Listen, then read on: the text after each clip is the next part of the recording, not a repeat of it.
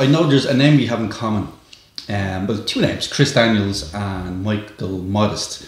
And the reason I mention these guys, they're kind of put together. They started out in California together. They were signed to WCW together. So technically, you booked them in Ireland, up here in Northern Ireland, before I even ran my first show. Yeah.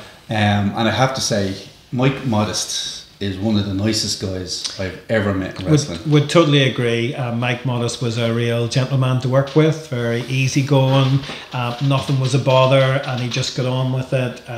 Very skillful in the ring, didn't always put on a good show, but outside of the ring, a real gentleman to talk to. Yeah, I totally would agree. He's a absolutely fantastic guy. Just for anybody watching who isn't sure who Mike Modest is, if you see the movie Beyond the Mat, he's in a segment of that.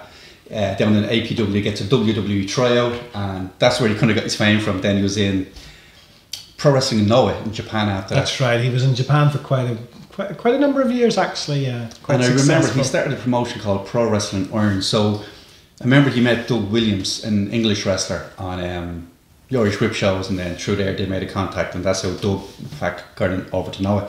But that was Mike Modest being a nice guy, like, you know, helping people out. But I'll always remember. There was, I won't mention who the wrestler was, you know, everyone was selling t-shirts, and there was one particular t-shirt that, like, one of the guys, I said, could I have, you know, bands, and you know, we swap t-shirts and clothing items, and I remember asking this particular wrestler, could I have one of your t-shirts? Charge me. So I purposely wouldn't pay for it, like, you know what I mean? It's okay. Yeah. And I remember Mike Modest had such a good time, and I didn't mess him over, I paid him what he wanted.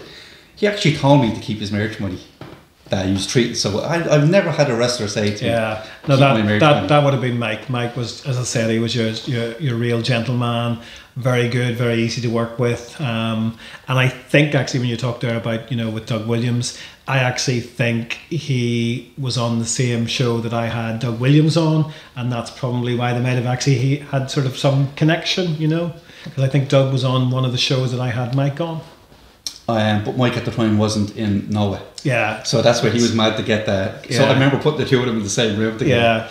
But no, Mike was a real gentleman to work with, as was a lot of other guys that I worked with. But he was really very good and easy to work with. A colleague, Mike Modest, told me a few years ago. I don't know how true it is, but in the movie Beyond the Mat, you see him, he has a tryout with the WWE in the day, and apparently he went longer in the match than he was. Now, this is anybody that has a tryout with WWE.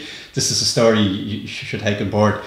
So he was given, argument's sake, 5 minutes in the ring, him and his opponent, and apparently he went double that time or more by his own choice, and hence I was told by one of his colleagues that that's how he got blacklisted, blackballed by the WWE as such. So always do what a corporate employer wants you to do. It's probably like anything, and you know, sometimes businesses can be a bit ruthless, and you know, you probably just have to go and do what they say, you know, and stick to it, you know. Otherwise, you know, you end up on the blacklist.